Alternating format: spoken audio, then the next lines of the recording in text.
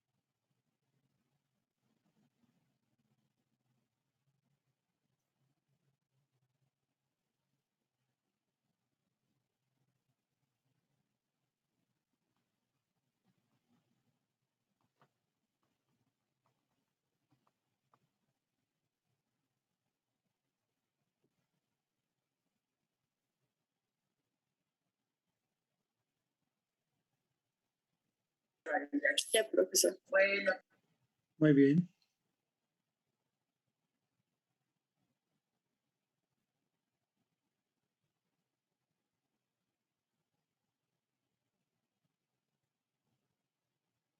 ¿Todos ya tienen nota de esta parte?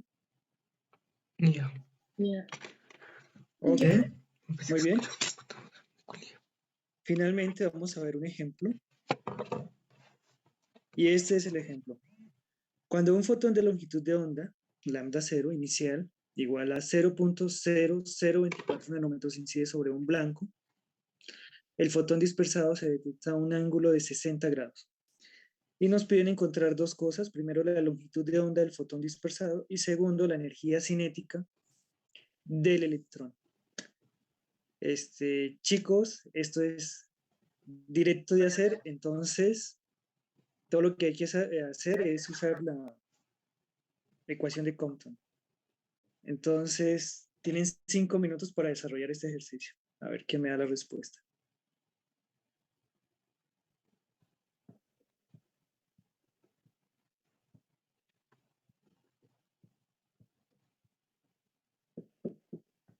Está toda la información. El ángulo de dispersión, la longitud de onda inicial, este es efecto Compton normal.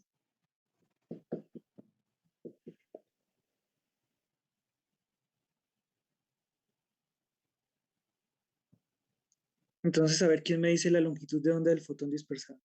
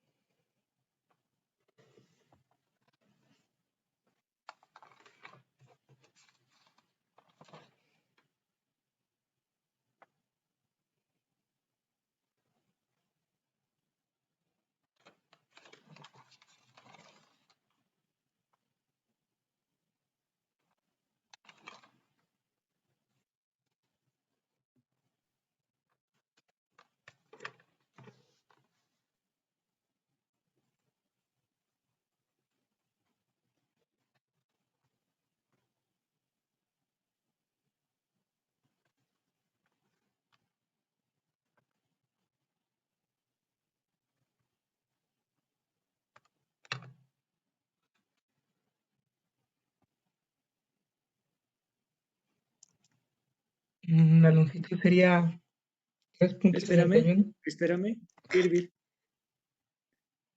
espérame un segundo. Voy a esperar que 3 estudiantes me digan que ya terminaron y ya luego los 3 me dicen el valor.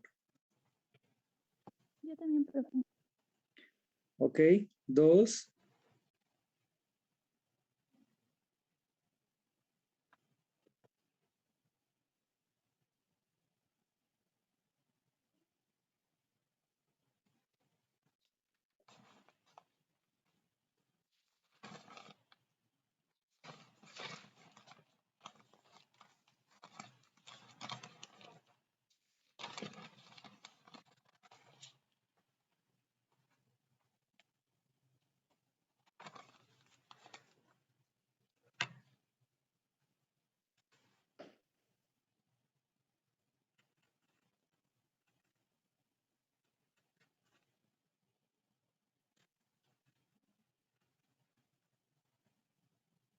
¿Alguien más terminó?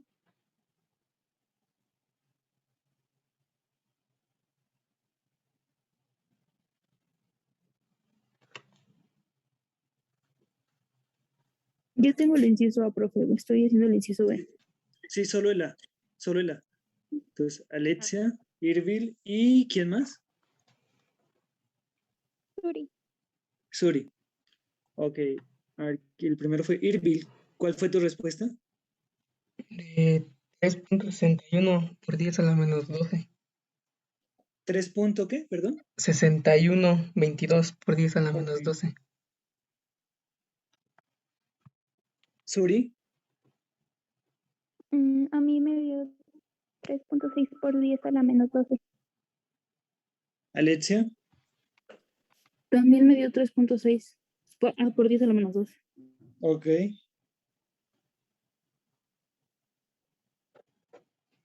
Muy bien, los tres tuvieron el ejercicio bien. A huevo. 3.6 por 10 a la menos 12. Realmente es un cálculo directo. Entonces, lo explico rápidamente para el que de pronto no entendió lo que hay que hacer. Simplemente los datos son la longitud de onda Compton, que tenemos, que sería 2.4 por 10 a la menos 12, el ángulo de dispersión, que nos dan 60 grados.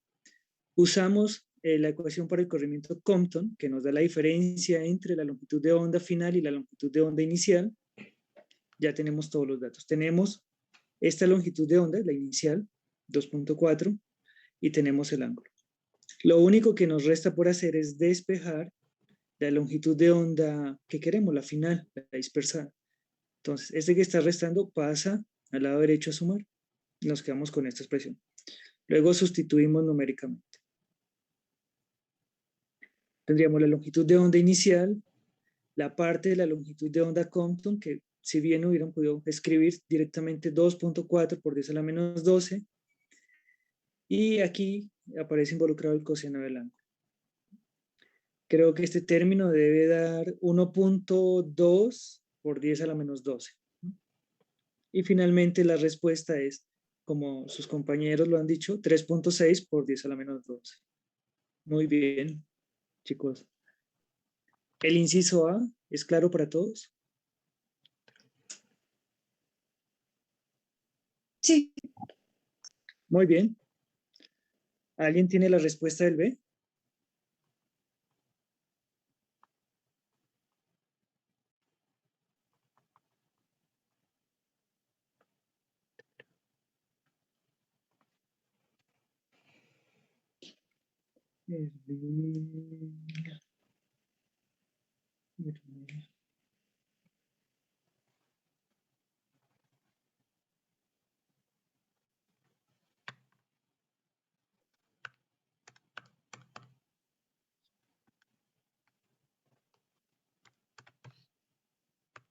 Creo que yo, profe.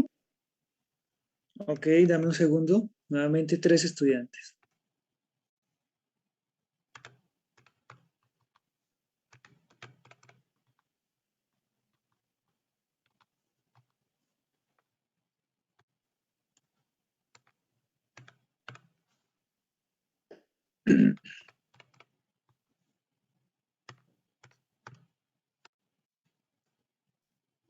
¿Cómo? No, entonces, al revés, coño. Ya, profe. Ok.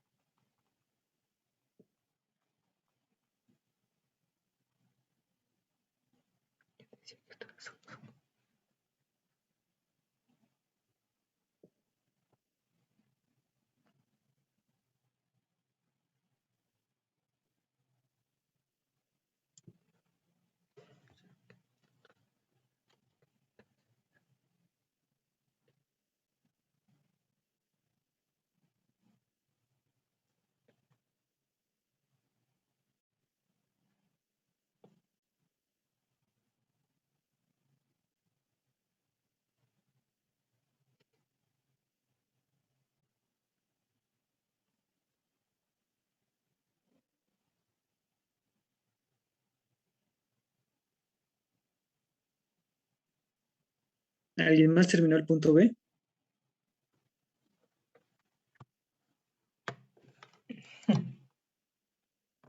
Energía. Sí, pero otro, ese no sé. Ese sí no sé cómo coño es ese. Energía cinética de un electrón.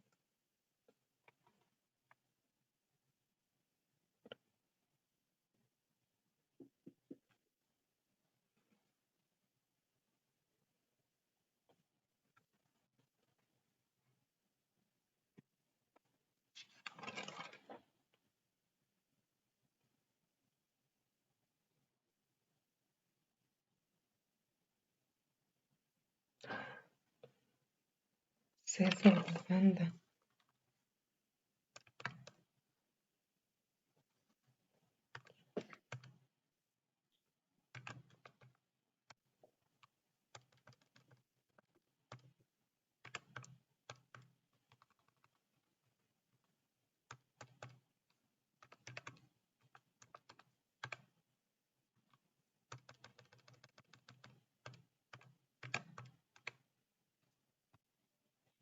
Bueno, también. Muy bien. A ver, ¿quién me dijo primero que terminó?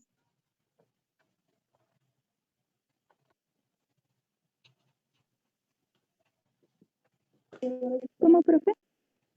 ¿Tú me dijiste que habías terminado el punto B? ¿Cuál fue tu Sí, respuesta? me dio 2.7 por 10 a la menos 14. 2.7. ¿Me das tu nombre, por favor? Es que no te veo. Suri, Ah, Suri.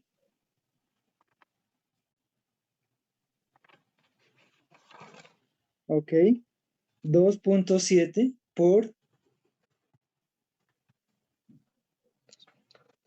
2.7 por 10 a la que, perdón.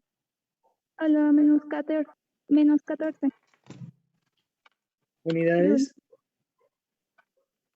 Joule. Ok. Creo que Uriel, ¿me has dicho? Ajá. A mí me dio 6.99 por 10 a la 14, a la menos 14 joules. Qué pendejo. Ok. Y creo que Irvil, Sí, me dio dime. 2.76 por 10 a la menos 14.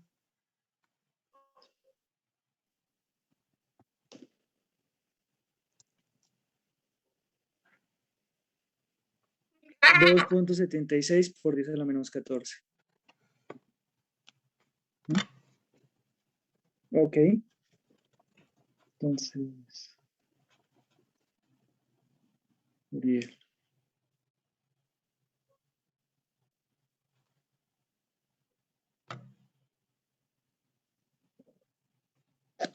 Uriel, revisa en dónde cometiste el error. En alguna parte debiste cometer algún error numérico, tal vez. Entonces, veamos cuál era la respuesta del ejercicio. Efectivamente es 2,7 por 10 a la menos 14 julios. Entonces, para calcular la energía final del electrón, esta vendría siendo igual a la energía que perdería el fotón. Entonces, simplemente va a ser igual a la constante de Planck por la diferencia entre la frecuencia inicial y la frecuencia final. Como de la parte A del problema ya conocíamos la longitud de onda final, entonces lo que conviene es expresar estas frecuencias en términos de longitudes de onda. Entonces tendríamos la longitud de onda inicial, longitud de onda final, podemos sacar la C de factor común, y lo que sigue simplemente es reemplazar por los valores numéricos de estas cantidades. Entonces tenemos la constante de Planck, velocidad de la luz, y las dos longitudes de onda. El resultado en efecto es 2.7 por 10 a la menos 14 julios, y con esto podemos expresar también el resultado en electronvoltios y serían 173.503 electronvoltios. ¿Alguna duda, chicos, de este problema?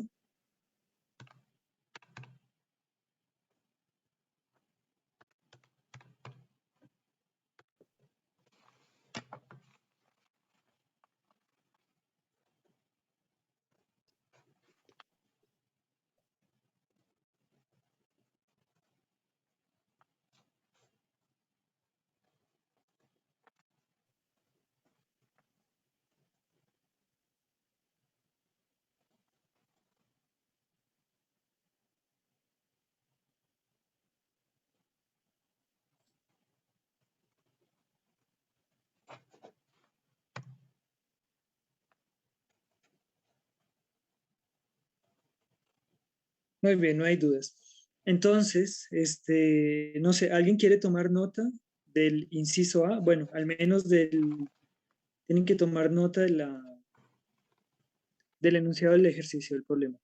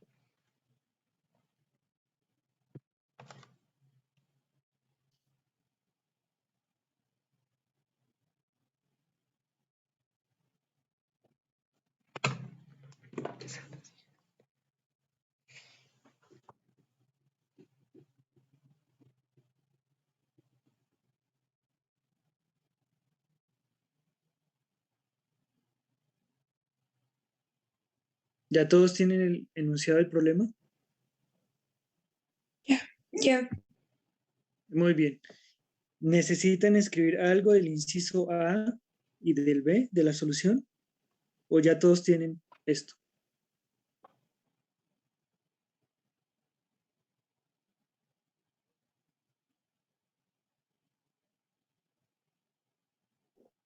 Profe, Sí, ¿podrías subir tantito el enunciado, por favor? claro que sí.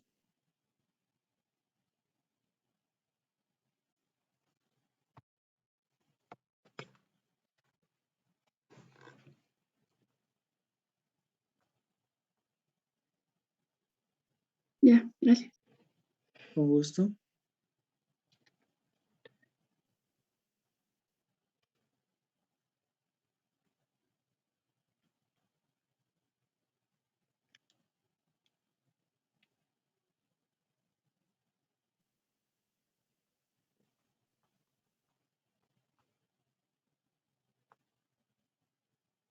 ¿Alguien está tomando nota de esta parte A?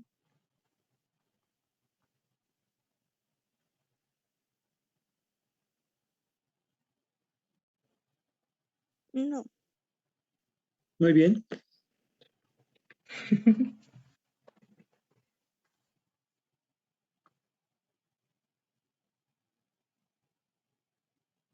¿Alguien va a tomar nota de la parte B, chicos?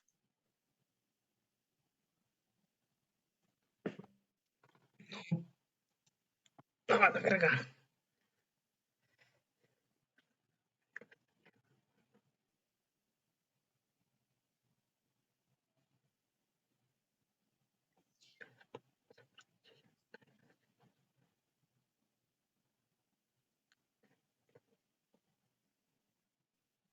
No, profe. Muy bien.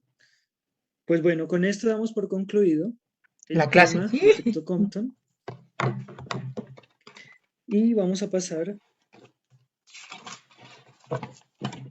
No mames, es un vergo, vete a la verga. a nuestro siguiente tema, que es sobre las propiedades ondulatorias de las partículas.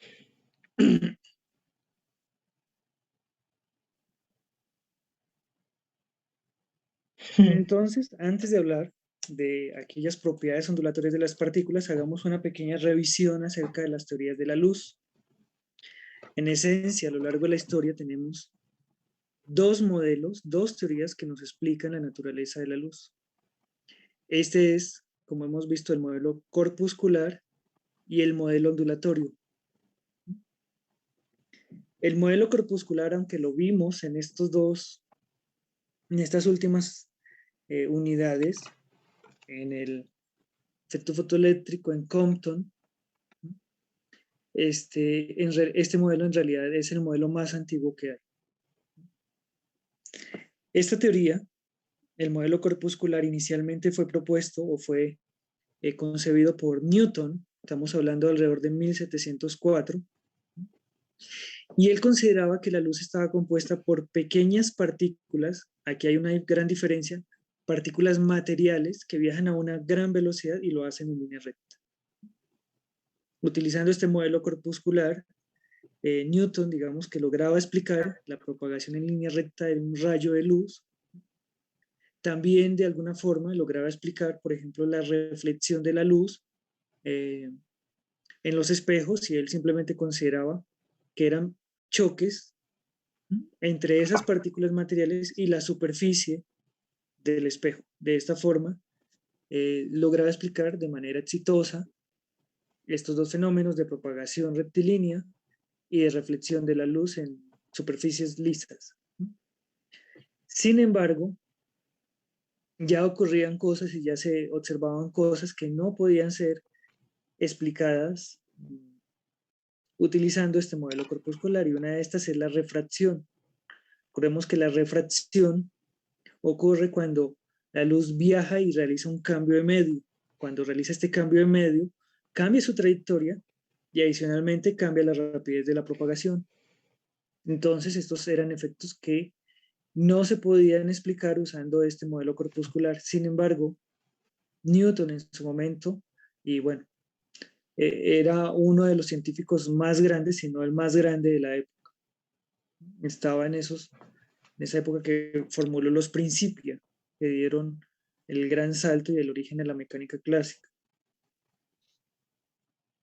Más adelante, ya estamos hablando del siglo XVIII, estamos hablando de los primeros años, la primera década puede ser de los años 1800, Fresnel y Young dieron un primer gran paso hacia la teoría ondulatoria. Ellos iniciaron una serie de experimentos en donde mostraban que la luz presentaba este fenómeno de interferencia y difracción. Newton ya estaba incluso consciente de muchos fenómenos de interferencia, sin embargo, él seguía siendo defensor de la teoría corpuscular, pero los experimentos más refinados ya fueron realizados por Fresnel y Young, los cuales mostraban que habría un fenómeno de interferencia y difracción, y este tipo de experimentos dio paso hacia este modelo de la ondulatorio sobre la radiación.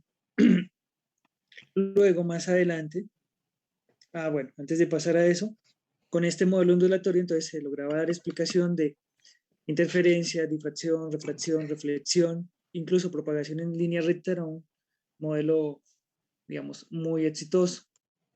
Ahora sí, luego más adelante, nosotros tenemos a James Clerk Maxwell con su gran trabajo acerca de la electrodinámica o acerca de la teoría electromagnética. Maxwell tomó lo que se conocía acerca de, en ese momento, acerca de la teoría magnética y de la teoría eléctrica, y él dijo, estos son simplemente una sola cosa, esto es una teoría electromagnética. Y él, digamos, estableció estas ecuaciones de la teoría electromagnética que hoy en día son conocidas como las ecuaciones de Maxwell, y una predicción teórica, una gran predicción es la presencia de ondas electromagnéticas, que estas son simplemente la radiación. Entonces, Maxwell lo que hizo fue dar un gran sustento teórico de las ondas electromagnéticas, las cuales reforzaban esta visión ondulatoria, y adicionalmente a esto, aproximadamente 20 años después, Hertz realizó la confirmación experimental de las ondas electromagnéticas. Este mismo Hertz que nosotros vimos, que fue el que encontró el efecto fotoeléctrico. Justamente él estaba estudiando, de lo que estaba interesado en ese momento que encontró el efecto fotoeléctrico, paradójicamente él estaba interesado era en demostrar este carácter ondulatorio de la radiación, la existencia de las ondas electromagnéticas. Él era interesado en ese aspecto. Entonces, a ese punto, digamos que lo que tenemos es, en la física, lo que había era una imagen muy sólida, muy bien establecida, muy exitosa, se explicaban básicamente todos los fenómenos que se conocían hasta el momento, o todos se explicaban, acerca de la teoría ondulatoria. Entonces teníamos una teoría ondulatoria de la radiación muy sólida y exitosa que explicaba todo lo que había luego, como nosotros vimos, ya para finales de ese siglo e inicios del siglo siguiente. Estamos hablando de años cercanos a 1900, también alrededor de 1920, se presentan estos fenómenos nuevos que hablamos, que acabamos de ver, que es la radiación de cuerpo negro, efecto fotoeléctrico y efecto Compton, los cuales nos hacen regresar al modelo corpuscular para dar una explicación de los mismos fenómenos, una explicación concisa y coherente de qué es lo que sucede en estos fenómenos. Entonces venimos de que inicialmente Newton creía que la explicación era corpuscular, luego vemos una teoría muy bien establecida acerca de que el modelo nos dice que debe ser ondulatorio, el comportamiento de la radiación, y luego volvemos con estos experimentos de Compton, fotoeléctrico, radiación de cuerpo negro, a pensar en una teoría corpuscular de la radiación. En esta teoría cuántica, recuerden, a diferencia de lo que se pensaba antes, los fotones no tienen masa. Entonces, esto nos va a llevar a un gran conflicto que se presentó a inicio de los años 1900 y es a preguntarnos si la luz es un fenómeno ondulatorio o es un fenómeno corpuscular. Tenemos, recordemos, insisto, dos cosas exitosas. Una es la teoría electromagnética, es el modelo ondulatorio, y el otro exitoso sería este modelo corpuscular que ya nos explicaba estos efectos. Entonces, tenemos dos cosas exitosas que funcionan, pero ¿cuál es la naturaleza de la luz? ¿Es un fenómeno ondulatorio o es un fenómeno corpuscular? Ese, digamos, era el problema que se abordaba ya a inicios del siglo XX, aproximadamente hace 100 años. Y entonces la respuesta fue, las dos son exitosas, se requieren las dos teorías, tanto la ondulatoria como la corpuscular. Y la conclusión es que se acepta que la radiación tiene una doble naturaleza, que la radiación tiene una, y esto es súper importante, en adelante vamos a hablar en términos de esto, es una dualidad onda-partícula, chicos. Simplemente la dualidad onda-partícula nos describe una única realidad, nos está hablando de un mismo ente, de una misma cuestión. Lo único que sucede es que el aspecto ondulatorio o el aspecto de partícula se manifiesta en ciertos experimentos. Eso es lo que está sucediendo. Pero el aspecto, digamos, lo que tenemos es insisto, es una dualidad. Más que pensar en onda, más que pensar en partícula, lo que tenemos es un ente que se comporta como una dualidad onda-partícula y son dos aspectos que involucran o que son acerca de un mismo ente. Tenemos es una dualidad onda-partícula. El punto es, como les decía, en un experimento no podemos ver simultáneamente los dos aspectos.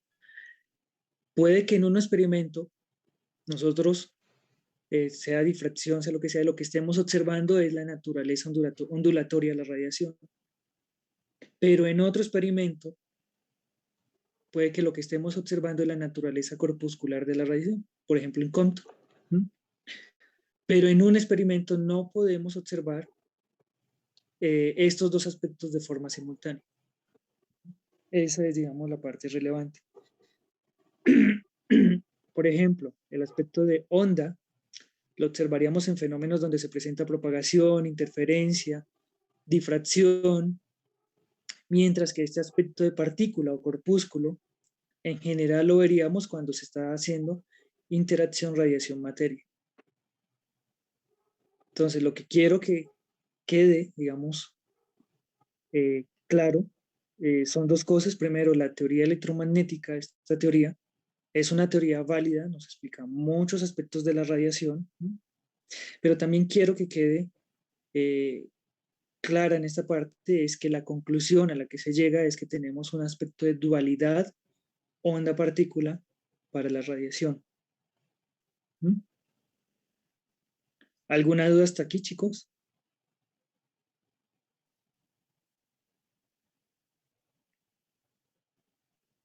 No. Ok, muy bien. Entonces, tomen nota de esta parte, por favor.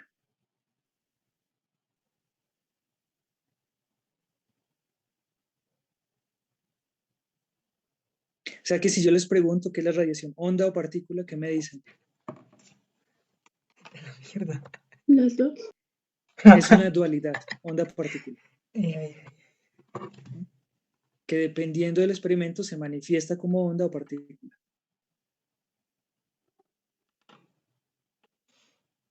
¿Ok? Tomen nota, chicos, y me avisan cuando terminen.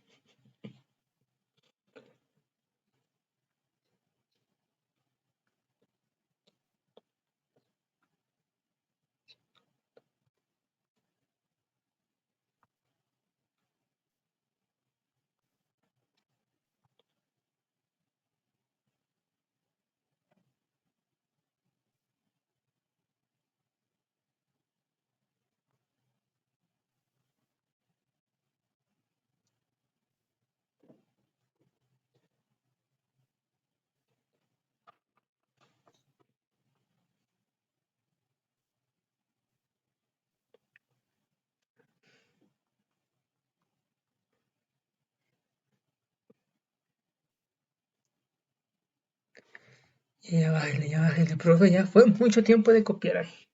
Amigo.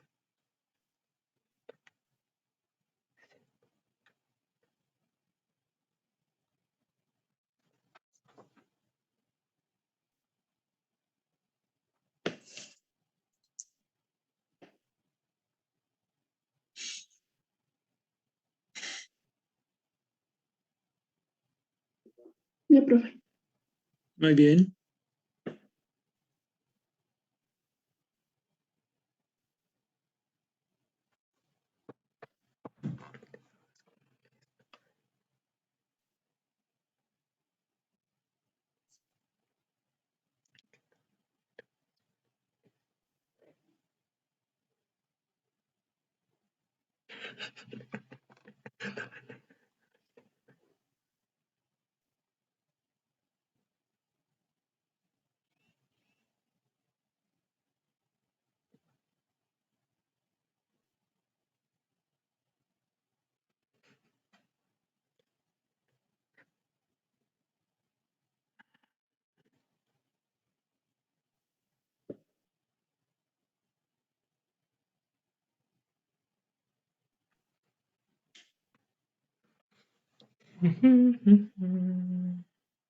Creo que ya no tengo.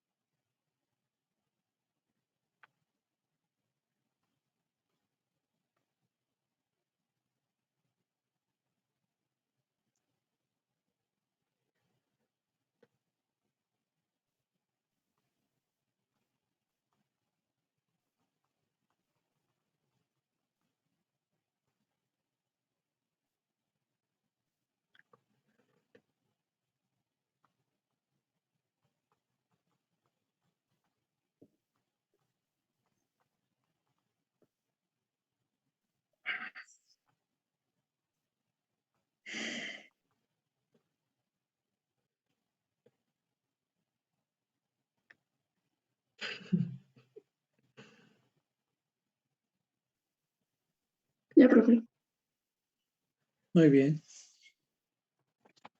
Profe, gracias, gracias. ¿Está bien para todos y bajo? Sí.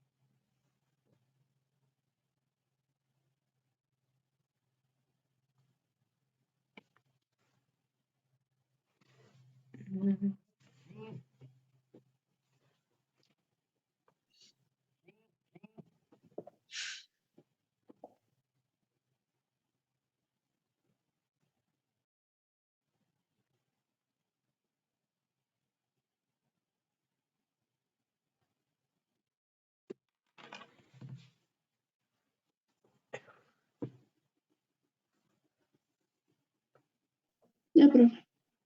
Muy bien. No, profe, espera un momento, por favor. Claro que sí.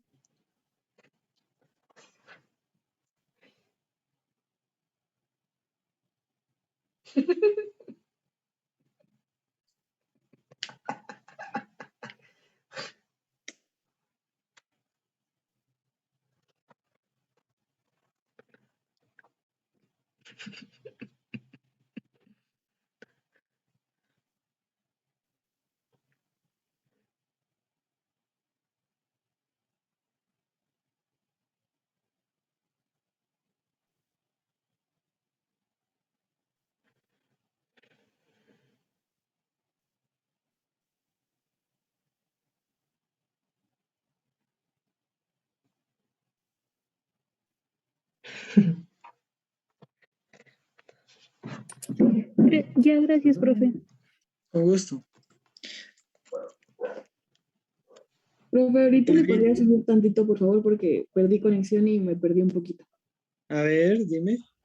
Ahí, por favor. No tarda. Ok. Mientras escribes, entonces, quiero que quede otro mensaje. Díganos, Adicionalmente, chicos. díganos. El mensaje que también quiero que quede es que sean muy críticos. Muy, muy críticos cuando, en general, ¿no? Ajá. En su vida, después cuando sean ingenieros o cuando realicen también maestría o doctorado, el que tenga intenciones de realizarlo, sean muy críticos, no den por sentado algo.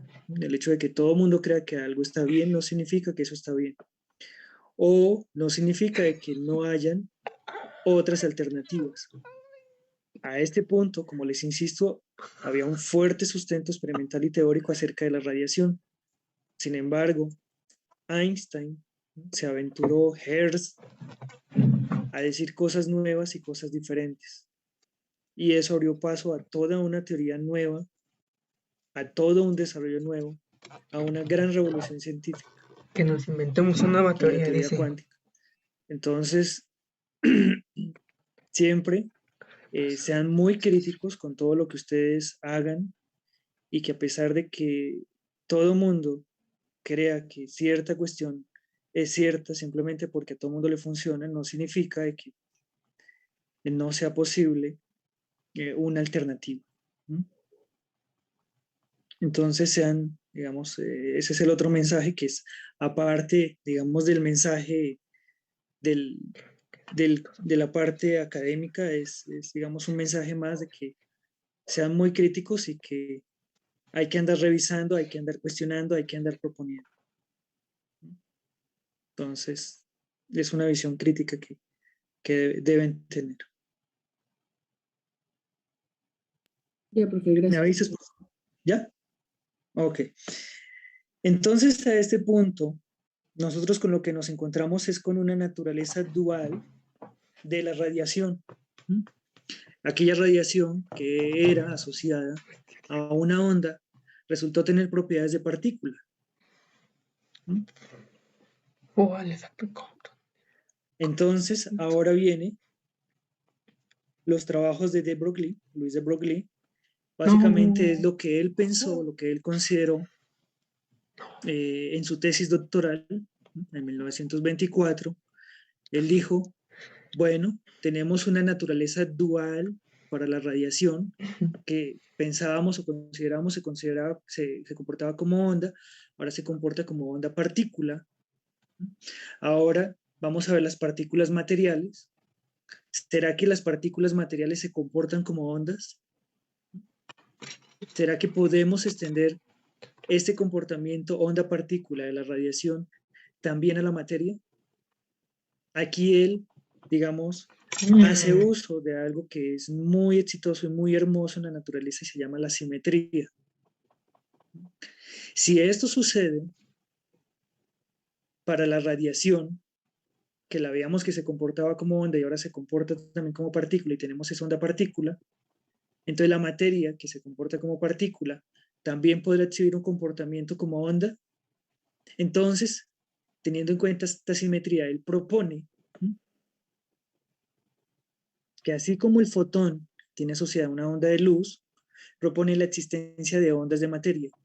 Más concretamente, él considera Él propone que una partícula de materia, por ejemplo un electrón, debe tener asociada una onda de materia. Un poco loco, de hecho, y muy, digamos,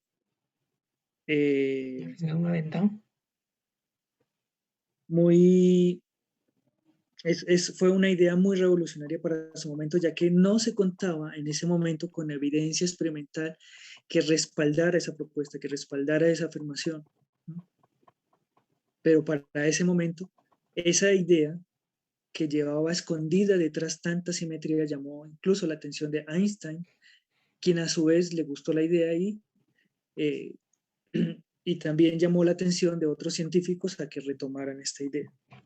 Entonces él dice, si la radiación tiene un comportamiento tipo partícula, entonces ¿por qué las partículas de materia no tienen también asociado un comportamiento tipo onda? En la propuesta de de Broglie, en esencia se puede escribir de esta manera, y es que tanto para la radiación como para la materia, la energía total de un ente, ya sea radiación o materia, es igual a h por nu, a la constante de Planck por la frecuencia de la onda asociada al ente. Y para el caso del impulso o momento, tenemos que el momento de ese ente va a ser igual a la constante de Planck dividida en la longitud de onda. ¿Cuál longitud de onda? La asociada a ese ente, ya sea materia o radiación. Aquí en esencia lo que tenemos es al lado izquierdo de las ecuaciones energía y momento, que son cantidades asociadas a propiedades corpusculares. Y al lado derecho tenemos cantidades, frecuencia y longitud de onda, que son asociadas con propiedades ondulatorias. Y la expresión o la constante que nos liga a estas cantidades es justamente la constante de Planck. Entonces él lo que hace es, en esencia, extender estos conceptos tanto para la radiación como para la materia. Nos da una energía y un momento en términos de frecuencias y términos de longitudes de onda. Ahora, si nosotros de esta ecuación 2 despejamos la longitud de onda, entonces nos pasamos el momento a dividir, nos quedamos con la ecuación 3. Esta expresión 3 es lo que se conoce como la relación de de Broglie, físico francés, o también se conoce como la longitud de onda de de Broglie.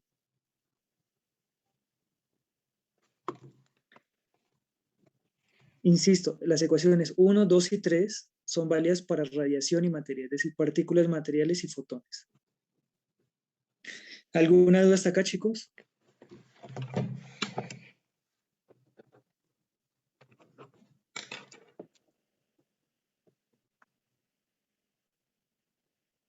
Que ahora lo que tenemos es que es algo muy simétrico en la naturaleza, muy bonito, es que también tenemos asociada una longitud de onda para la materia. Y es la longitud de onda de de Broglie. Tenemos asociada una onda para la materia. No solamente esa idea fue limitada a fotones. ¿Alguna duda, chicos, de la propuesta de de Broglie?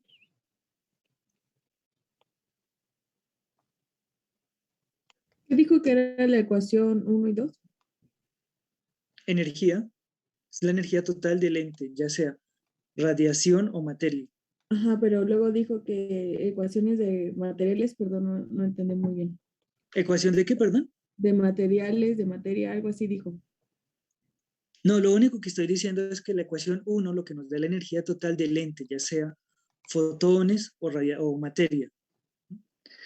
Y lo que nos da es una relación entre energía y la frecuencia de esa onda asociada al ente, ya sea fotón o materia. Mientras que el impulso está escrito de esta forma, que nos asocia el impulso con la longitud de onda asociada a ese ente, ya sea radiación, o sea, ya sea fotón o materia, para cualquiera de los dos. Lo que propone de Broglie, debajo de todo esto, es que también hay ondas asociadas a la materia. Y estas ecuaciones son válidas tanto para fotones de la ecuación 1, 2 y 3, esta, que resulta de simplemente despejar lambda de 2, 1, 2 y 3 son válidas para fotones y son válidas para radiación, para partículas de materia. Para fotones y partículas de materia.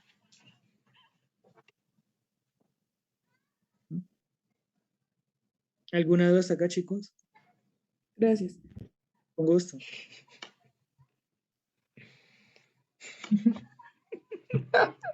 Con esa ecuación 3, nosotros podemos calcular la longitud de onda de Broglie asociada a una partícula de materia. Simplemente lo que tenemos que hacer es, si nos dan, o lo que teníamos que hacer es calcular el momento asociado, el impulso asociado a esa partícula, y mediante la expresión 3, inmediatamente obtendríamos la longitud de onda. Ok. Entonces, si no hay dudas, tomen nota, por favor, de esta parte de ondas de materia.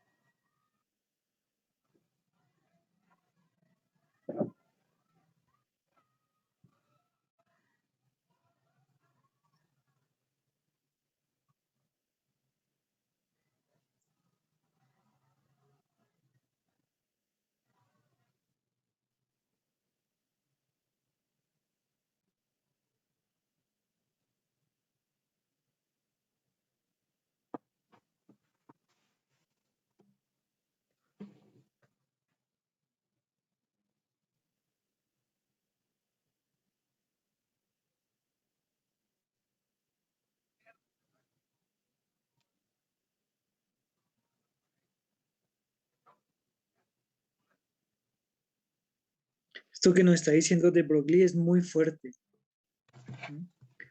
Recuerden que la materia, usualmente de nuestra experiencia cotidiana, es algo que está localizado. Podemos decir está en tal lugar, y por lo tanto lo tomamos como algo material, pero las ondas no tienen una ubicación. Las ondas, cuando se propagan, por ejemplo, las ondas en un estanque de agua, ellas se distribuyen, no podemos localizar la onda. A la materia lo que está haciendo de Broglie es asignarle también este tipo de propiedades no localizadas que presentan las ondas. Es algo absolutamente contraintuitivo. Es algo que se aleja de lo que nosotros consideramos en nuestra interacción cotidiana con la naturaleza. Es algo realmente fuerte, que pensar que la materia tiene un comportamiento ondulatorio.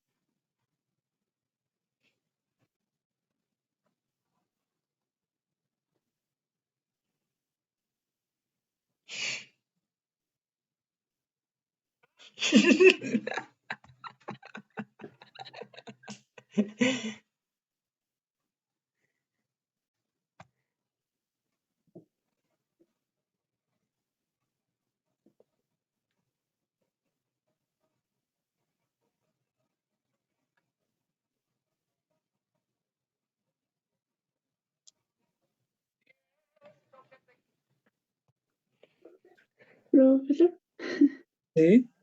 es que estaba analizando y quería bueno, por lo que entendí, es de que la materia, por ejemplo, no sé, un vaso que está sólido, ¿no? Ujú. Lo que quiere decir es de que no está 100% sólido, bueno, como nosotros creemos que está, sino que esparcido, o bueno,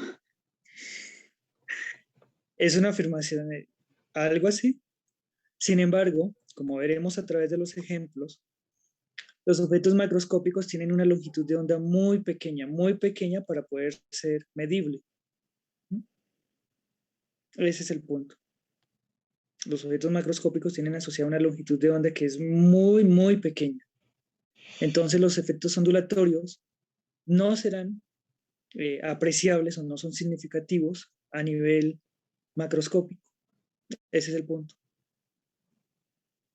A nivel de electrones sí, pero es un hecho que existen. O sea, sí existen, pero, insisto, el fenómeno es muy pequeño a nivel macroscópico. sí. Y bueno, una otra duda. Dime. Sí, Eso, dime. bueno, es que estaba recordando y mm, se relaciona mucho con la relatividad general, ¿no? Como que ahí podemos verlo un poquito más. A ver, en la relatividad general, lo que tenemos es algo ¿Qué distinto. mamadas van En preguntando? la general, me preguntaste. ¡Cállate! En la relatividad general, lo que tenemos es una concepción del espacio y del tiempo de una forma unificada. ¿Mm? Y lo que me dice es que la gravedad, más que una fuerza, como lo concebía Newton, es un aspecto geométrico del espacio-tiempo. Que la gravedad me distorsiona el espacio-tiempo. La gravedad me modifica mi espacio-tiempo. En la relatividad general, eh, la gravedad, por decirlo así, curva el espacio-tiempo. Eso es lo que sucede en relatividad general. Pero las partículas no tienen estas propiedades ondulatorias.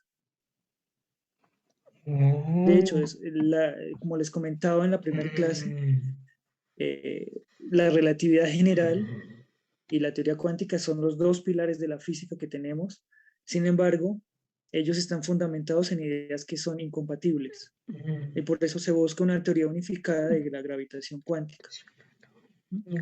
Pero de lo que se habla en relatividad general no está relacionado con asociarle longitudes de onda o darle propiedades ondulatorias a la materia, sino ya se habla, es una teoría del espacio-tiempo. Nos dice que el espacio y el tiempo son un solo ente y que ellos se pueden ver afectados por la presencia de materia que a su vez nos lleva, digamos, al fenómeno gravitatorio y que éste distorsiona el espacio-tiempo. Eso es lo que nos dice la relatividad general. O sea, tanto en relatividad general como en teoría cuántica hay ideas que son muy, un poco alejadas de nuestro sentido común, pero que tienen evidencia y sustento experimental.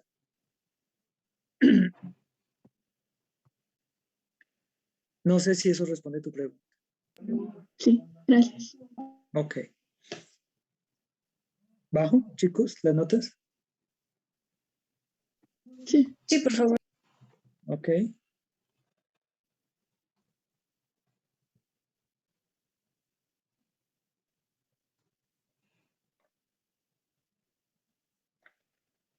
A ver, ¿para todos está bien si lo dejo así? Sí. Profe, Dime. ¿puedo hacerle una duda? Es que estaba investigando y tengo bueno, llevo varias investigaciones y no entiendo muy bien qué es el espacio de Hilbert. Ah, ok. El espacio de Hilbert es un espacio matemático, es un espacio de funciones. Eso es un espacio de funciones. en esencia. Pero lo veremos con más cuidado más adelante. Sí, mija, ¿Por no qué mames. averiguas del espacio de Hilbert? ¿Cómo te adelantas? Vete a la verga, mija, al chile. ¿Cómo? Vamos por ¿Y por partes. qué averiguas del espacio de Hilbert?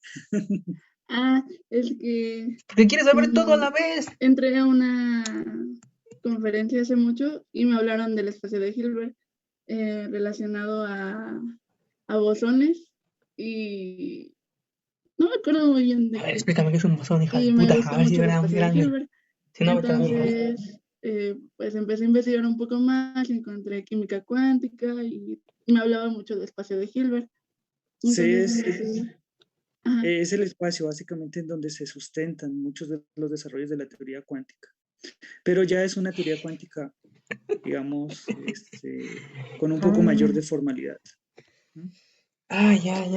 Igual, estamos en la parte en donde estamos apenas viendo los inicios, los orígenes de la teoría cuántica. Aún nos falta entrar a la parte de la formalidad de la teoría cuántica. Esta morra se pasa diciendo eso desde que entramos al primer semestre, profe. No, claro. no le haga caso.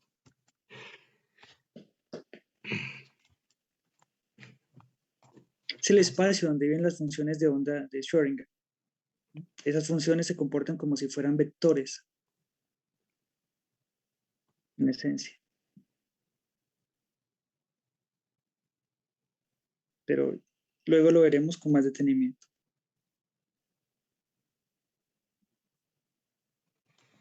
Sí.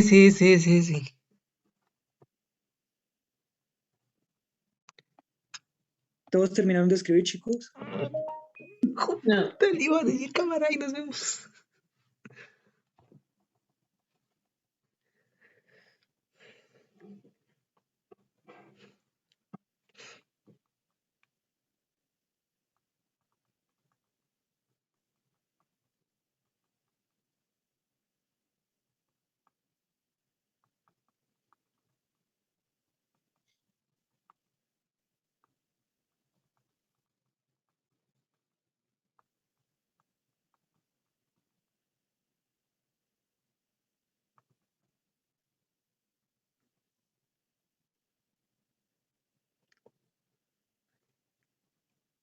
Es cámara y nos vemos, putos.